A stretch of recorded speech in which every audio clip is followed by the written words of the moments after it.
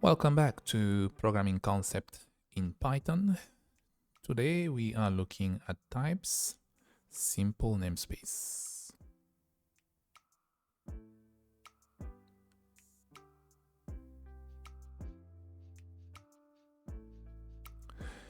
And this is going to be my disclaimer as always. And without wasting further time, let's jump straight into it.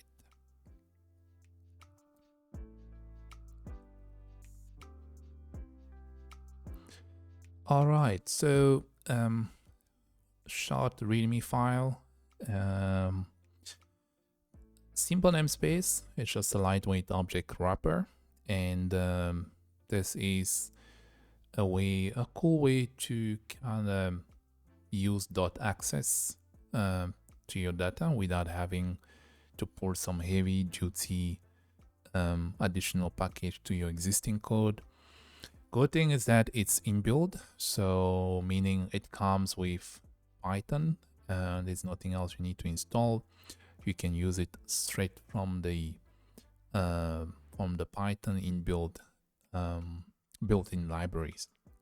So now simple namespace without using it. So the way you're gonna be accessing your Python object will be it's in this format where you call the name of the object, square bracket, the key name, then you have to remember the other key name and so on and so forth. That's your dictionary access.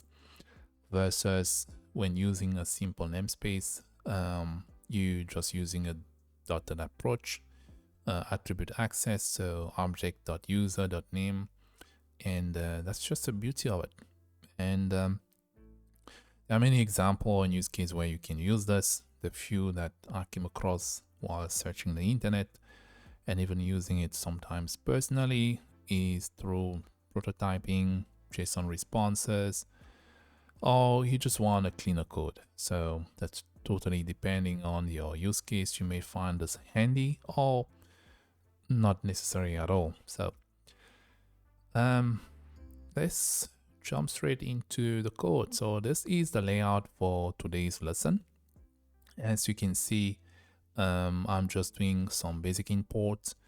JSON is already inbuilt, types, and then from types, I'm importing simple namespace. That's how you go about calling a solution that comes with Python. Before I get going, one limitation that I came across is that the key names when doing or using this example must be Python identifiers. So something like this wouldn't work. You can see there's a dash there. So ideally you want that to be kind of gone. And then you have your your key name valid. So now example number one, I have 3 examples. So and each one of them kind of illustrate how you can go about using that in one of your use case. Example number one, I have a data, and that's just a JSON string data. So we have a user that has a profile, and the profile is made up of name and a role. That's it. And I'm using the JSON load here to allow me to do some processing. So basically, JSON load allows me to remove the quote around the string. And sometimes you may want to do that for whatever reason. So in this case, I'm using that example. So I'm removing those quotes, but I don't want to just return the object as is. So I want to do further processing, hence why I'm calling this object hook that takes in a dictionary of any type, and then return anything. So it's not specific what you can return anything. In this case, I'm returning a dictionary again. And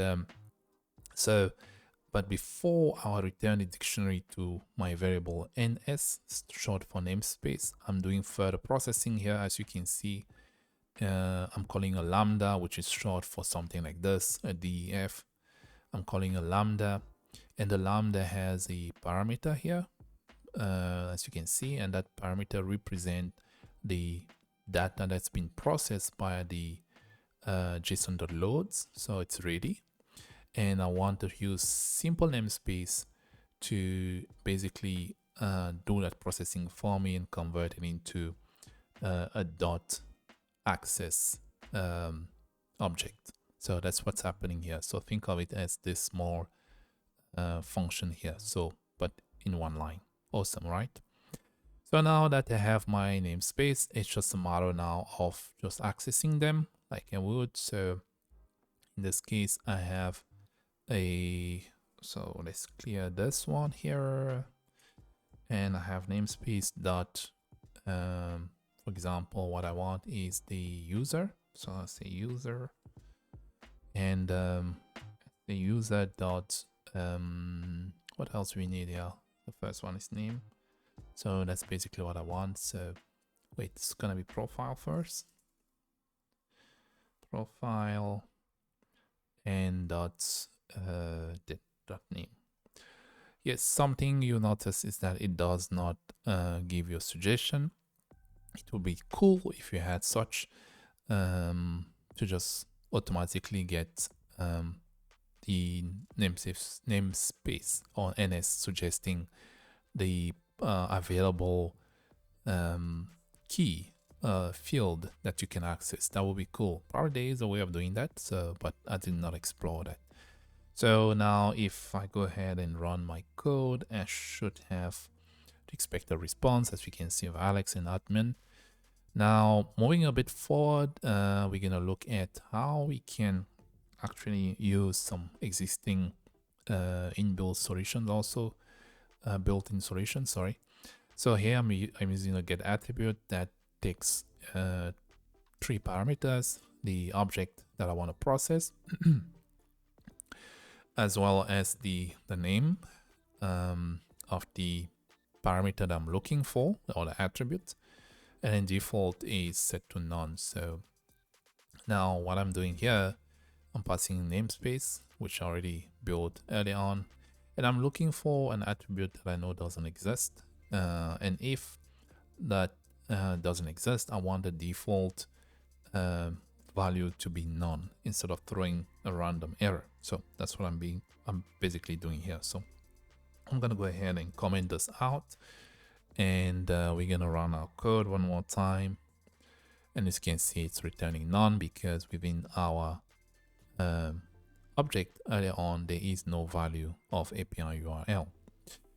Okay, so I hope that's simple enough to understand. And if we move on to another simple approach of processing our NS on namespace, I'm using the has attribute again. This one takes basically has 3 positions here: the object and the name that the name of the attribute I'm looking for. And in this case, there is no option to return a none like you've seen before. So hence why I'm using an if else. So if has this attribute, then return the attribute, else just print API URL not set. So if I go ahead and run this code, you can see API URL is not set. All right, so now moving on to our example number 2. So here we are doing something slightly different. So I'm gonna comment out everything else so we don't have to have any code running prior to that. Here I'm using the keyword simple namespace directly, and the only difference is that I'm actually building the object directly. So that's possible. So you don't have to rely on an existing data or external data. So you can just build it directly here, and you can see it's treated as a variable of type simple namespace, and I'm passing everything as I should. So if it's a boolean, I'm passing a boolean, retries, whatever it is that I'm trying to set up.